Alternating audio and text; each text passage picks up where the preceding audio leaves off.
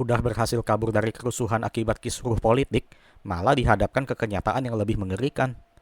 Cerita ini ada di film Perancis yang berjudul Frontiers, yang dirilis tahun 2007. Film Banjir Darah ini menceritakan tentang 5 kawanan maling yang lagi dikejar polisi di kota Paris, yang pada saat itu juga sedang terjadi huru-hara gara-gara masalah politik.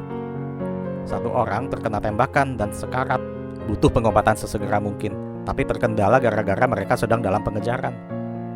Pada akhirnya mau nggak mau dia harus dibawa ke rumah sakit, tetapi sayangnya nggak tertolong gara-gara perawat di sana curiga mereka adalah maling yang lagi dicari polisi. Melihat kota Paris yang sedang tidak aman gara-gara kerusuhan, para maling itu mau kabur sejauh mungkin. Akhirnya 2 orang cabut duluan dengan mobil curian tentunya, dan sisa 2 orang lagi menyusul belakangan setelah mengantar satu temannya yang udah meninggal duluan di rumah sakit.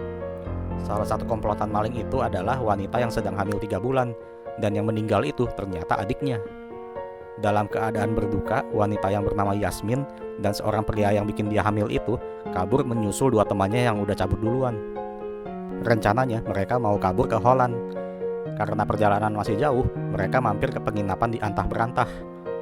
Jadi 2 orang yang udah kabur duluan udah sampai dan memesan kamar. Kebetulan yang jaga itu 2 orang cewek yang akhirnya digodain lah sama maling itu.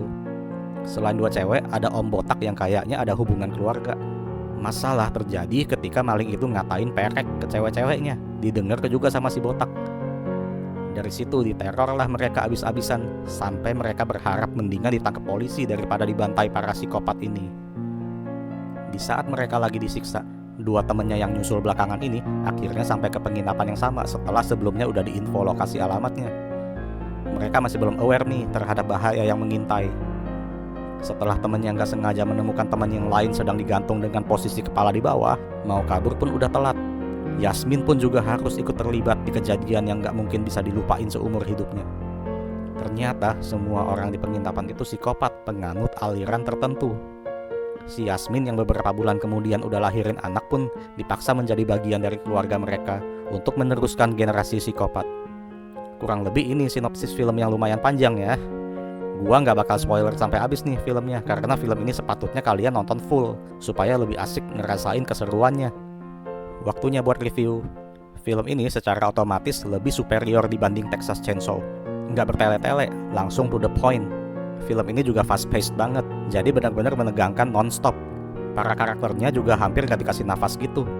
Baru lolos dari teror pertama, datang lagi teror berikutnya. Nggak dikasih jeda buat istirahat. Ini baru namanya The Real Psikopat. Buat gua, rating film Frontiers